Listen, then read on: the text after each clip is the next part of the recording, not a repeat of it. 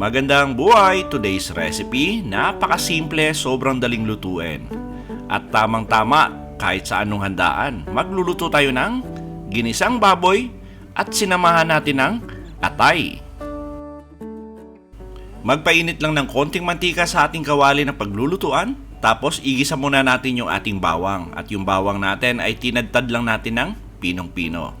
Sangkutsa lang natin ng mga 15 seconds. Tapos, sunod na natin yung ating sibuyas. At yung sibuyas naman natin ay hiniwa lang natin yan sa maliliit na dice.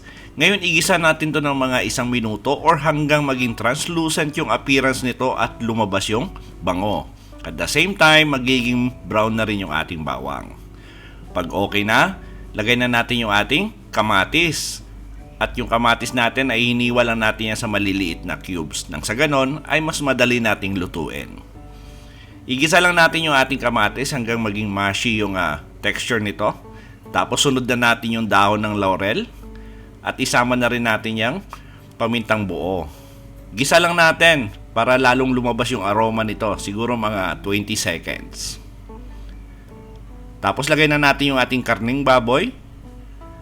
At hiniwa ko lang to sa maliliit na strips. Ngayon, igisa lang natin to hanggang maging brown yung appearance.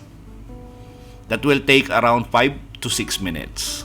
Tuloy-tuloy lang yung halo. At maganda yan kung moderate flame lang yung gagamitin nyo para hindi kayo masunugan. Pag okay na yung ating karning baboy, lagay na natin yung ating atay.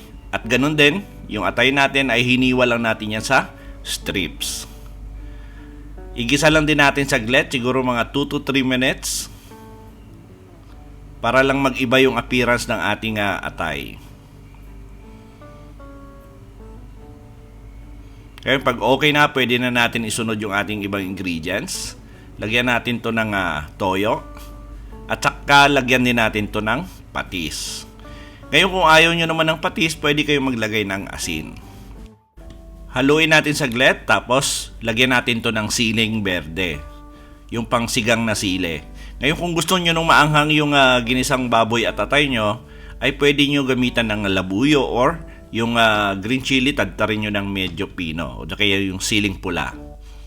Tapos lagyan natin to ng 1 basong tubig. Tamang-tama lang yan para magpalambot do sa ating karne at ng ating atay.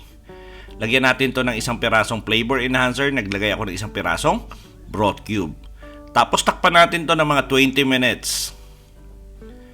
After 20 minutes, hindi pa masyado malambot yung karne natin. Okay lang yan kasi may ilalagay pa tayong ingredients at saka may continuous cooking pa tayo.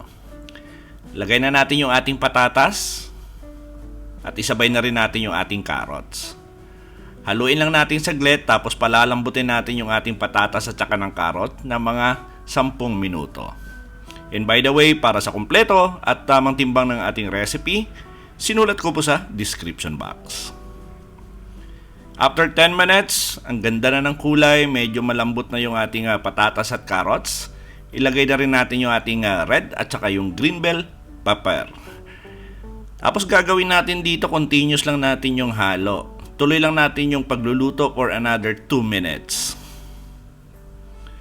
Ang ganda na ng itsura, na-imagine nyo bang sarap ng ating recipe for today? Ngayon, pag okay na, pwede na natin to ilipat sa ating serving plate at maghain ng maraming kanin. At i-enjoy! At sigurado po kung nagustuhan nyo yung recipe natin sa araw na to, please like and share this video. At kung bago kayo sa ating kusina, please don't forget to subscribe at pindutin yung notification bell para updated kayo sa mga susunod pa nating masasarap na recipe. Salamat sa panonood at ito ang Kusina ni Dan Levy.